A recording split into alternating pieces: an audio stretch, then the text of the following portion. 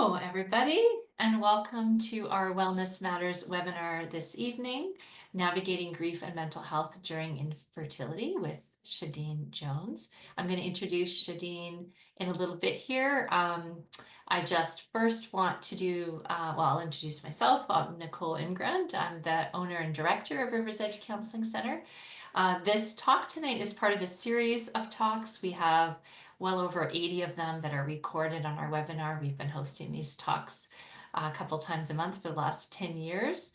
And we have some coming up still this spring as well. If you found this one, you might know about some of the upcoming ones already, but I will just remind you that next week we have actually an in-person talk, which we have now and again as well, embracing second puberty, perimenopausal mental health considerations.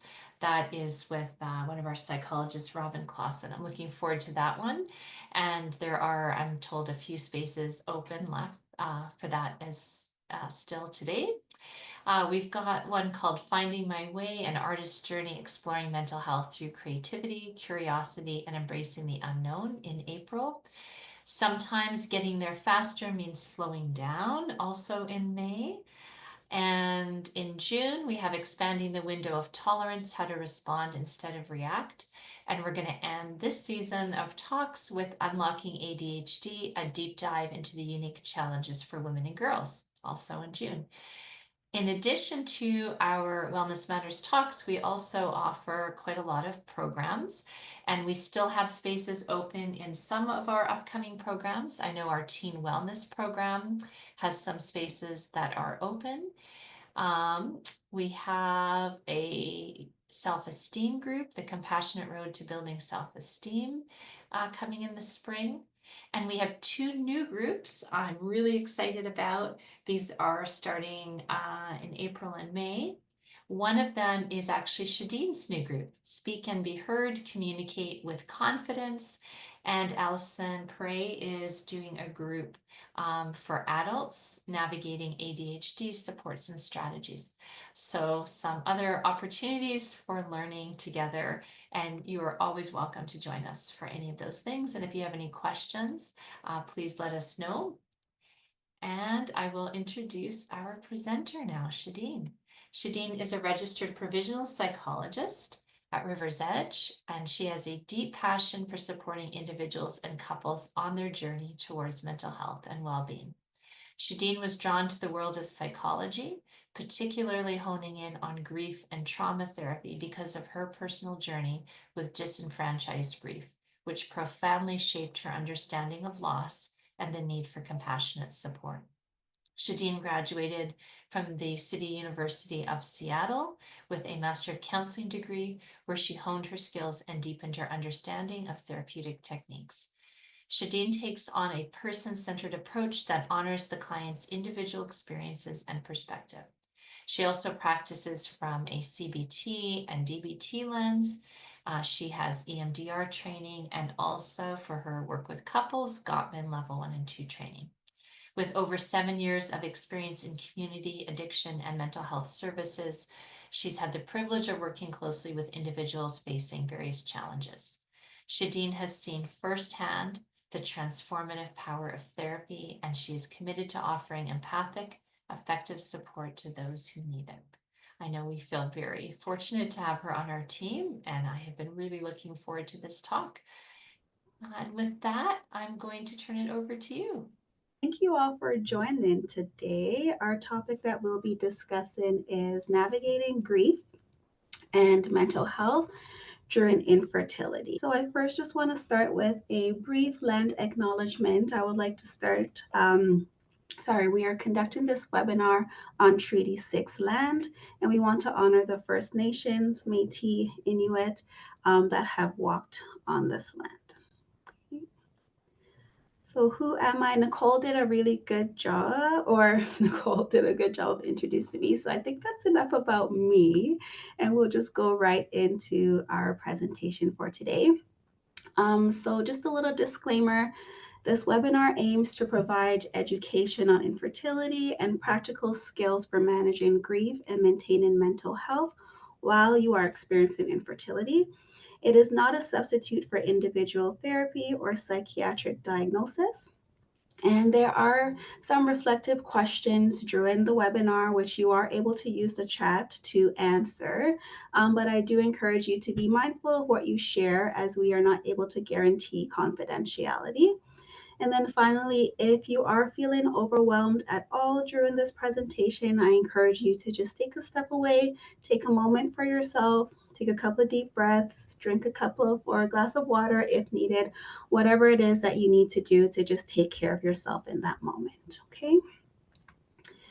All right. So today, just a little table of contents here. We'll be talking about what is infertility, grief and mental health. We will hone in on cognitive behavioral therapy, and we will talk about some healthy coping strategies, lean into a little bit of self compassion, and then we'll do a quick little mindful wrap up.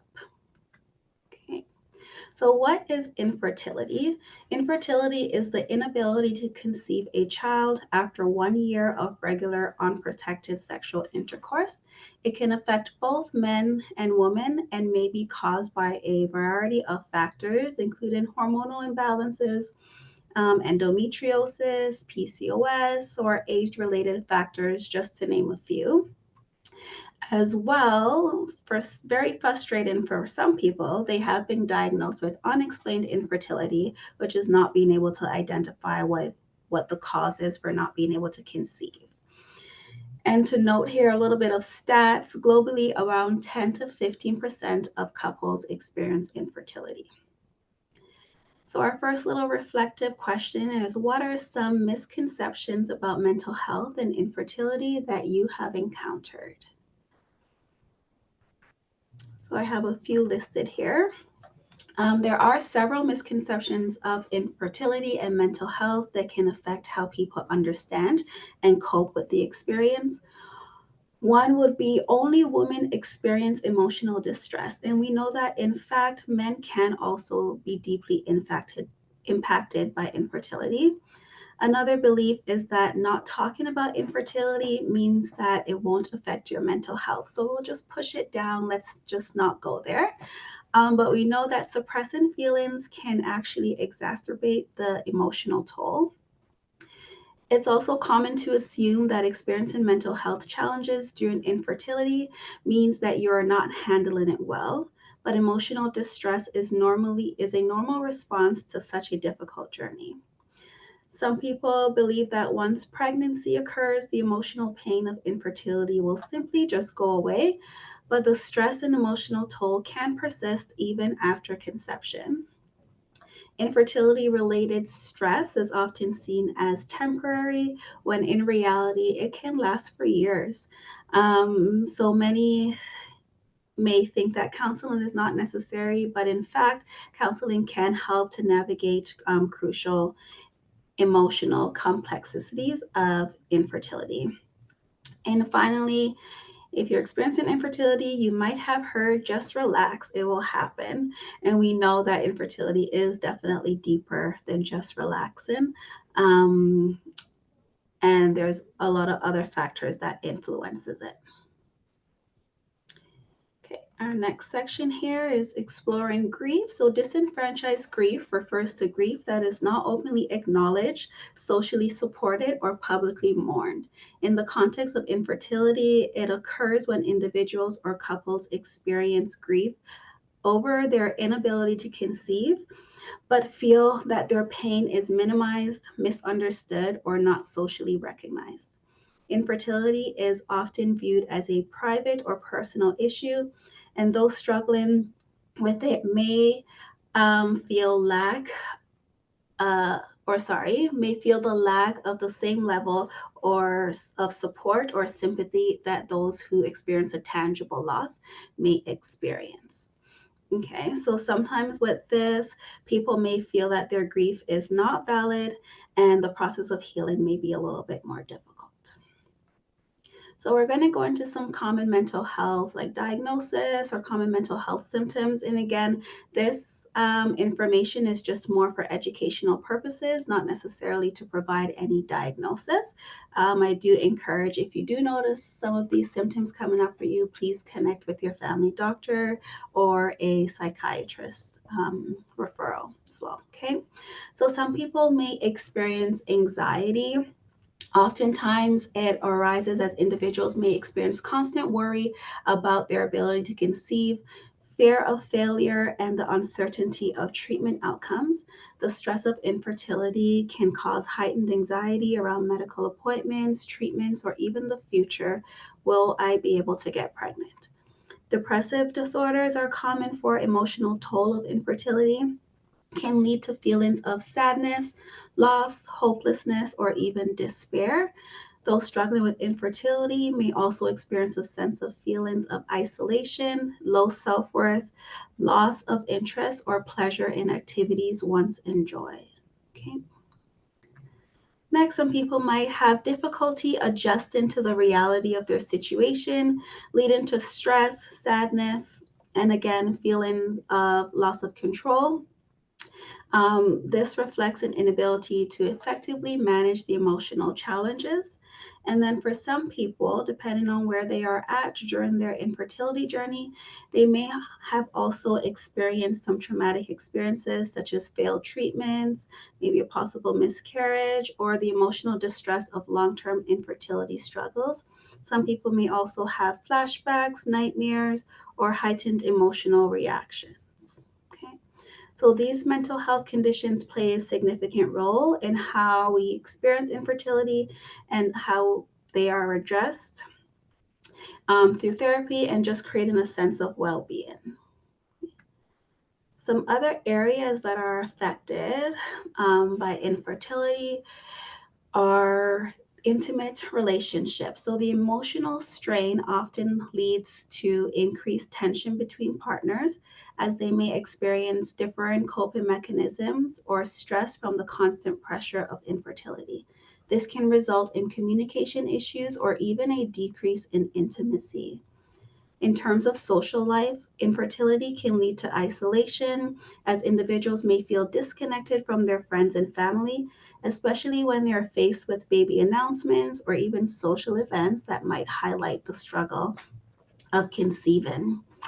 It can also affect self esteem, as individuals may feel inadequate or less than others who are able to conceive, leading to negative self perceptions and even sometimes a loss of identity. Financial stability may be affected as fertility treatments can be costly for medications and also medical procedures, which often creates a strain. And for some people may go into debt because the need to or the desire to have a child is so strong. Work or career can also be affected, such as stress and time commitment to infertility treatments may interfere with job performance, productivity, or even lead to time off, making it difficult to focus on our career growth. And finally, infertility can take a toll on physical health as the emotional stress can lead to sleep disturbances, weight changes, or more serious health issues like chronic stress or weakened immune functioning, making it difficult to manage. Okay, so we are going to go and into discussing cognitive behavioral therapy. So this is a type of psychotherapy that focuses on identifying and changing our negative thought patterns and behaviors that affect our emotions and actions. So it is based on the idea that our thoughts, feelings, and behaviors are interconnected, and by changing negative thinking, we can improve emotional well-being. So, before we can change our unhelpful or negative thoughts, we first need to be able to identify them as being unhelpful. So, this is a list or a short list. There's a lot others, but these are a few of what we call cognitive distortions or unhelpful thinking styles. So, you can take a look at this list, and I'll provide some examples that for each of what it may look like. So, for example, Catastrophizing, talk about expecting the worst case scenario or believing that a situation is far worse than it actually is. So, this might sound like if I can't get pregnant, my life will be ruined and I'll never be happy again. Or if this treatment doesn't work, I'll never be able to have a child and I'll be alone forever. Okay, so we just blow the situation a little bit out of proportion. For all or nothing, it's more about like black or white thinking. So, thinking that either you become pregnant immediately or it's a complete failure without considering the process of potential progress in different treatments and options. Overgeneralization. So, we are making a broad um, conclusion. So, assuming that because one treatment didn't work, no treatments will ever work, thus feeling that sense of doom and dread. For personalization, we are taking personal responsibility for things that are outside of our control. So, believing that infertility is solely one's fault due to personal shortcomings or past actions, despite the multifaceted causes of infertility. Emotional reasoning, so feeling hopeless about the future and therefore concluding that there is no hope for achieving parenthood despite potential other options available to becoming a parent. And lastly, labeling. So you might view yourself as broken or a failure because of your infertility concerns, ignoring that there are great other aspects of your identity and your capabilities. So maybe you were able to identify some of these that you have done. The goal is just to create a sense of self awareness and be able to identify when your thoughts are not helping you to feel better. So, since we are able to identify the thoughts, now we want to be able to reframe them. And something to note is that reframing does not necessarily mean you are switching to a positive thought. It is totally okay to validate how you're feeling. And then we want to add a little bit of like a hopeful spin towards it. So strategies to help with this includes writing down the unhelpful thoughts so you can clearly see them and recognize any patterns. Then we want to take a step back and ask yourself if these thoughts are based on facts or are they from the cognitive distortion list or are they assumptions? Try to consider other explanations or viewpoints that might be more positive or realistic. And then from there, we want to replace those negative thoughts with ones that are more balanced, hopeful, or empowering. So focus on what you can control and acknowledge the strengths and efforts you've made so far. And keeping in mind that this is a skill that gets stronger with practice. So make it a habit to regularly check in with your thoughts and reframing them as needed to help build a more positive mindset. And also having grace with yourself. Our thoughts are very automatic, so we may not always go to the reframes. Okay, so let's do a little practice here. Okay, the first negative thought that we have is I will never become pregnant. Or, sorry, I will never become a parent.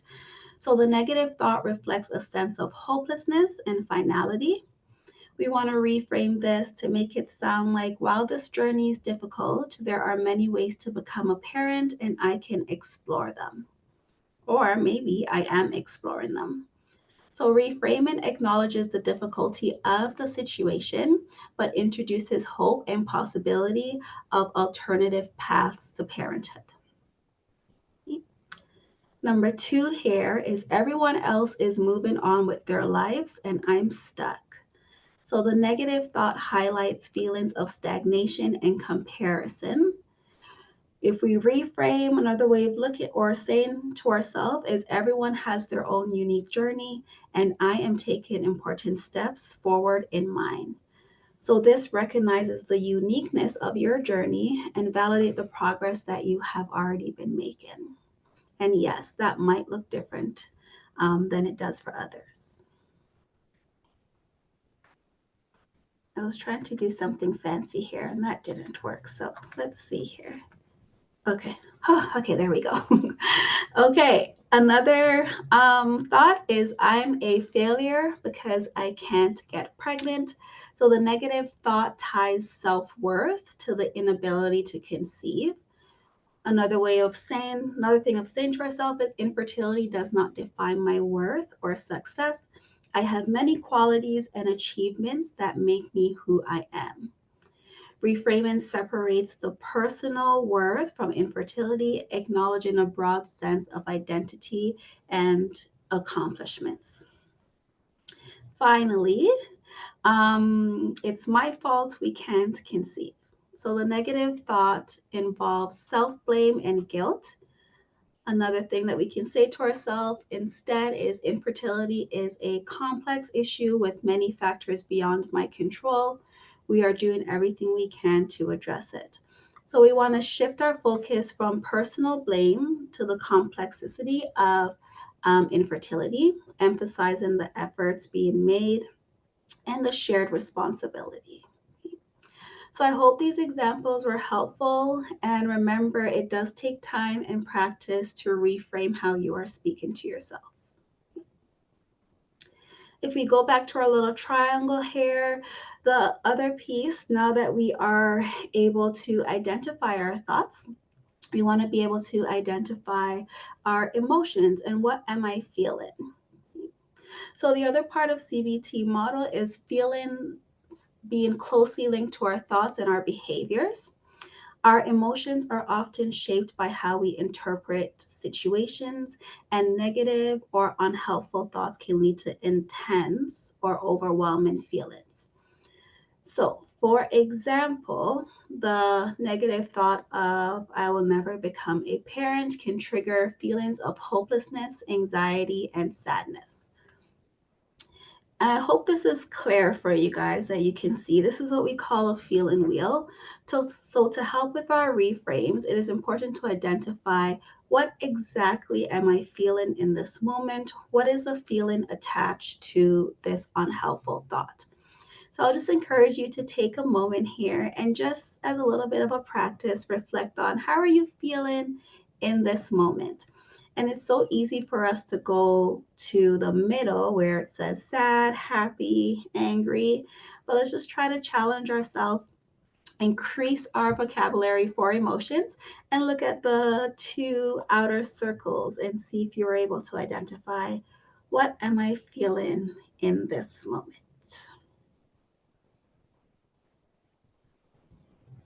Okay. All right, hope you're able to pick one, and I hope it looks clear for you on your screen. Okay, so now that we've identified our emotions and we've learned how to reframe our thoughts, let's explore some healthy coping strategies or healthy behaviors. So, for physical health and exercise, yoga, walking, hiking, or even swimming are great examples and ways to help reduce stress and improve overall well being.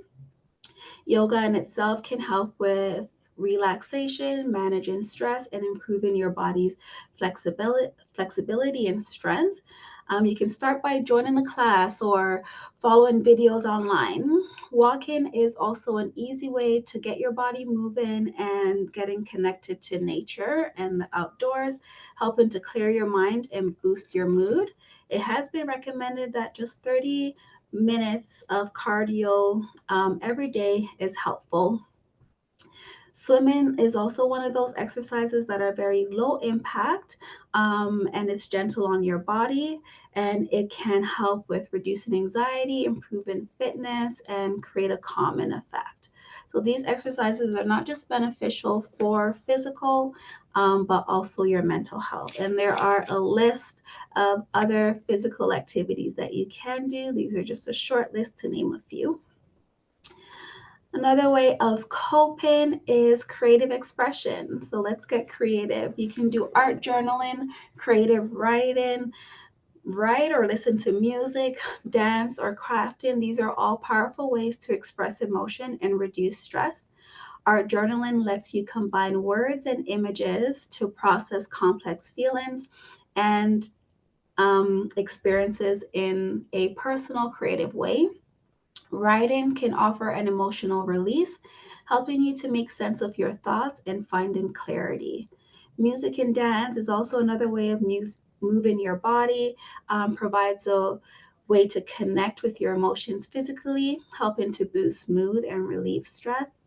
And then if you're a DIY person doing crafts like knitting or scrapbooking, offers a hands-on meditative escape. Another one that I really like to encourage clients with is coloring. There are paint by numbers is a good one as well. So it allows you to also create a sense of accomplishment once you've completed it. So these activities not only help manage stress, but also give you a way to explore your feelings and express yourself during challenging times. We want to create a self care routine. So, when dealing with infertility, it's important to set clear, achievable goals for self care. We want to start small and also focus on activities that matter most to you, whether it's relaxation, exercise, or something else that you have been doing that wasn't on one of my lists that makes you feel good. Tracking your progress in a journal or on an app can also help keep you accountable and remind you how far you've come. So just remember it's about taking small steps and being kind to yourself along the way. To create a structured schedule for self care, we want to set specific times each day for activities, like, say, we use stretching or yoga, and we want to treat it as a non negotiable appointment. So, I'm going to be intentional with 10 minutes of meditation in the morning or a 15-minute walk after dinner. So you can also incorporate self care into your daily routine, like listening to calming music or a podcast while you're cooking or while you're doing household chores. To ensure you stay consistent, you can also set some reminders on your phone to prompt you when to engage in these activities and just making self care a part of your day. Wanted to give some ideas here of 8 different types of self care. So there is that physical, where you are focusing on what you're eating, the exercise in peace, and also making sure you are getting enough sleep. Mindfulness is that self of like reframing how you're talking to yourself, leaning into meditation. Emotional is being able to identify your emotions and then journaling about them, um, as well as leaning into gratitude. Spirituality, whatever that looks like for you, whether it is religion based or being more in nature, connecting with the self. Intellectual, reading, learning. Some people may say, oh, I don't have any hobbies. And I always say, this is the perfect time to try something new. So, whether it is, yes, you've never done knitting before, maybe this is something that you'll try now just to give you other activities to do, and just being one with nature and the environment. Social self care also includes, yes, having connections, which we'll talk about, but also setting boundaries. I want to normalize that it is okay to say no to that baby shower if this week was a difficult week for you. Okay, maybe it's okay. You can just send a gift instead of attending if you feel like it will be too much. That is okay to set your boundaries. Okay. And then finances, we know that fertility treatments can sometimes be very expensive. So being mindful of how you're budgeting and all that to help with releasing some stress.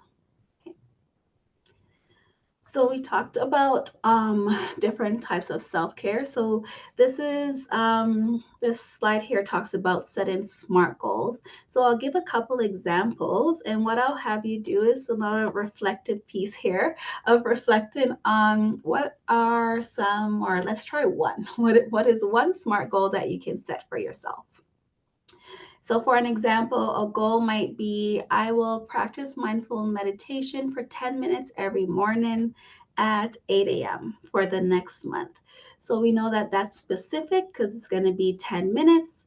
It is measurable, so we'll track it by journaling. It is achievable. Does 10 minutes feel doable for you? Maybe you can go to 15, whatever feels more realistic for you, depending on your morning routine.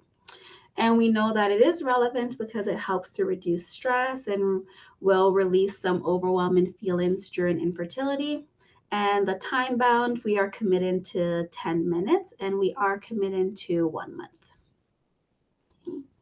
Another example of a SMART goal may be I will take a 20-minute walk every afternoon at 3 p.m. for the next 2 weeks.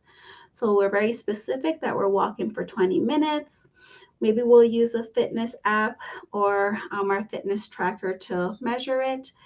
Is it achievable? So we're saying 3 o'clock because that is before the kids come home or that is before I have to cook dinner.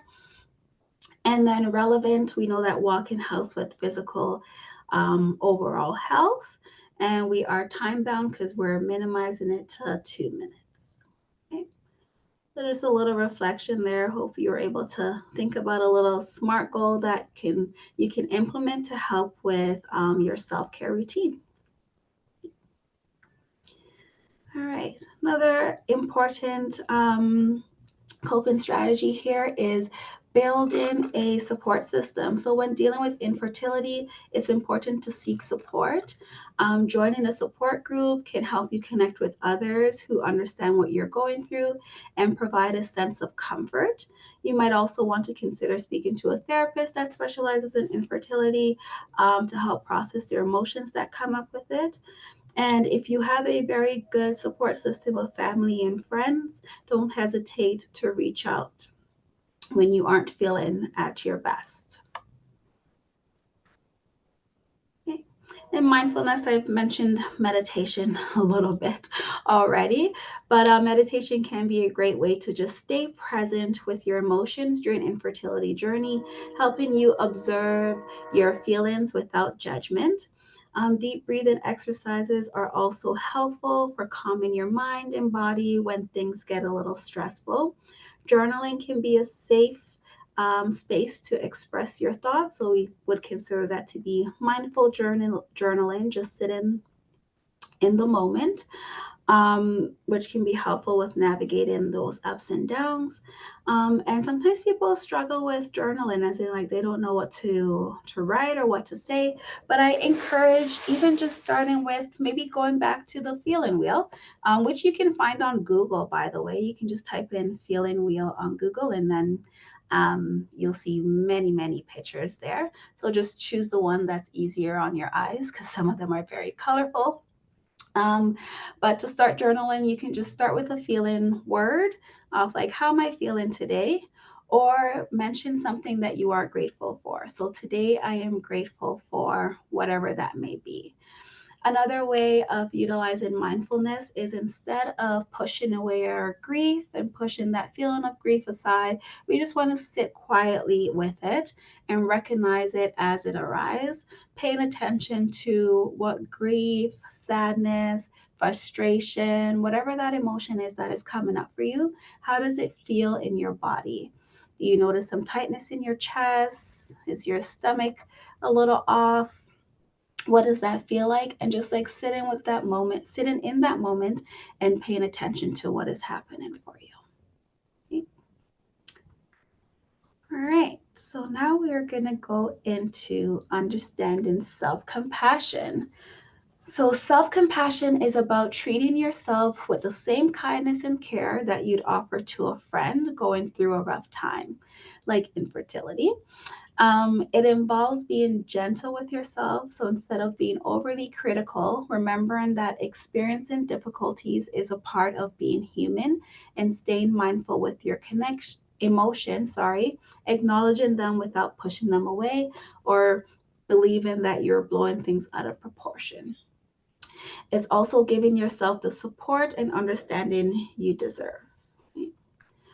To practice self compassion, affirmations can be a powerful way to remind yourself of your strengths and value during tough times. Replace any negative or self critical thoughts with kind, supportive language, which we did a little bit of reframe earlier. So, this is also a space where you can use those. Also, make time for comfort and activities, which we discussed earlier as well. So, you might have a couple affirmations that you use for yourself. And if you're willing to share them in the chat, then you can definitely go ahead and do that.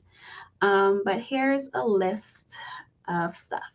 So we'll just take a moment and read through them a little bit. So the first one that we have here is my body is strong and I trust it to guide me through this journey. I am worthy of love, peace, and support, no matter what my path looks like. Each step I take brings me closer to healing and understanding my own body. I release fear and embrace hope, knowing that I have the strength to face whatever comes. I am not defined by my fertility struggles. I am complete and whole. I trust the timing of my journey and and I am open to possibilities beyond my expectations. So, if any of these resonate with you, I would encourage you to write them down. Or even if none resonates with you, you can always go on Google and type in affirmations for infertility. I'm sure a list will come up and find in one or two that feels comfortable for you. And maybe putting it on a sticky note or screenshotting it and putting it in your phone. So every now and then, when you are feeling overwhelmed, you can open that up. Or if you're brushing your teeth in the morning, you might see the affirmation sticky, just a reminder of whatever that affirmation is that you chose. Okay. So as we lean into self compassion, we're just going to do a guided meditation. And I would encourage you to just get comfortable, sit, whether you're sitting or laying down, close your eyes, keep your eyes open, whatever makes you feel relaxed. It is just a quick little self compassion meditation.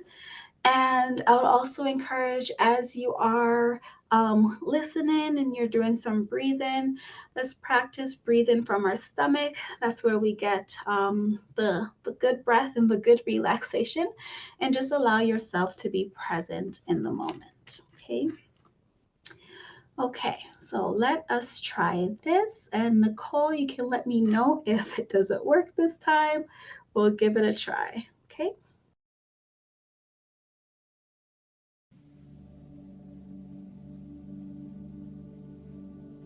Welcome.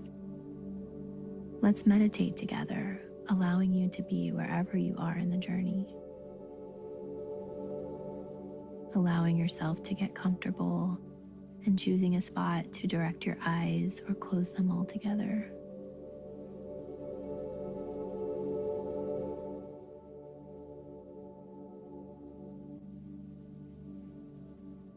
Drawing your attention to your breath and allowing yourself to take your breathing deeper and deeper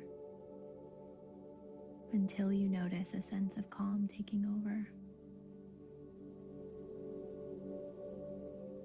Drawing the breath into every corner of your being.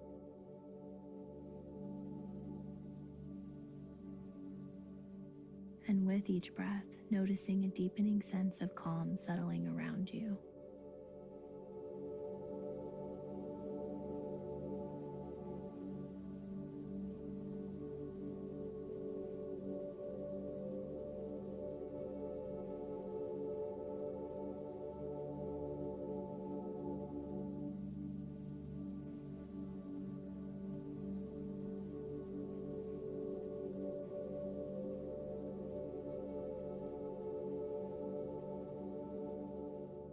And when you are ready, inviting in the concept of kindness and compassion.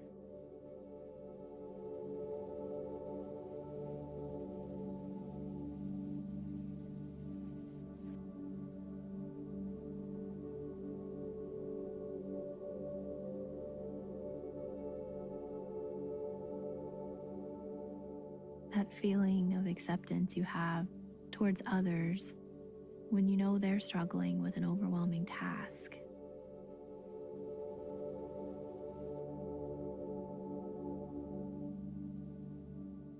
Today, offering that same kindness to yourself.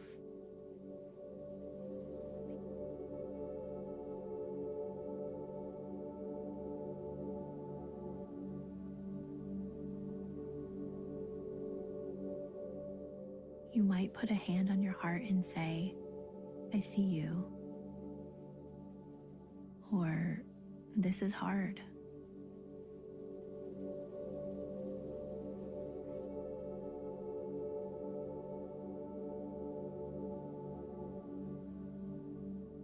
You may be offering yourself compassion for where you are on your fertility journey, something hard you're going through in your daily life, or for pitfalls you found playing out in your meditation practice.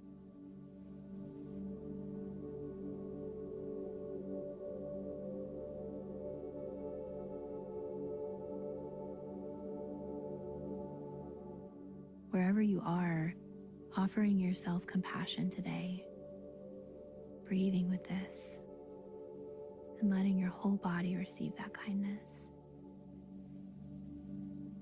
Continuing to breathe deeply.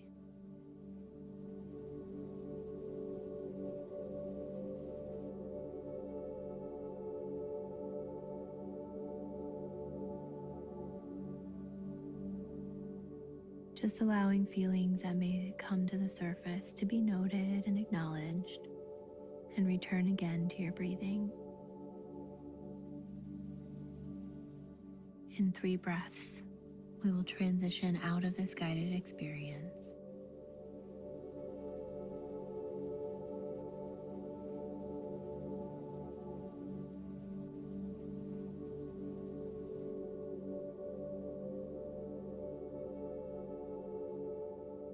And as you transition out, gently moving your body in ways that it needs to move, and continuing to let that kindness sink in.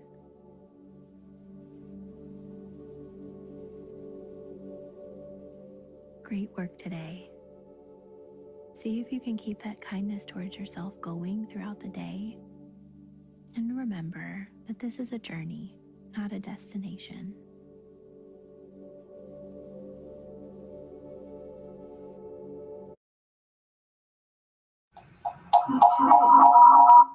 Okay. I hope you're able to just take a moment for yourself with that and relax in and being mindful of infertility is a difficult journey, and being able to take time to just be kind to yourself as you go through this. Okay, so just a quick review is that infertility affects 10 to 15% of couples. And this, I just reminded you of this as a gentle reminder that you are not alone. Cognitive behavioral therapy tells us that our thoughts affect our emotions, which then affect our behaviors. And we do have the capabilities of reframing those automatic unhelpful thoughts. Using a feeling wheel can help you with labeling your emotions and engaging in physical exercise, creative expression, and implementing a self care routine can be helpful. And finally, just being kind to yourself. The emotions you feel are valid as you navigate this difficult experience. So, thank you all for showing up today. I hope this was helpful for you. I hope you were able to take some practical strategies away just to help you as you navigate through your journey with infertility.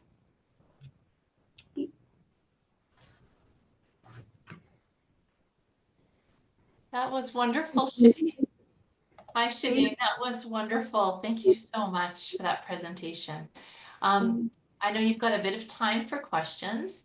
For those of you who aren't going to be able to stick around for questions, I want to thank you again for joining us this evening, and I hope that we'll see you again for another talk.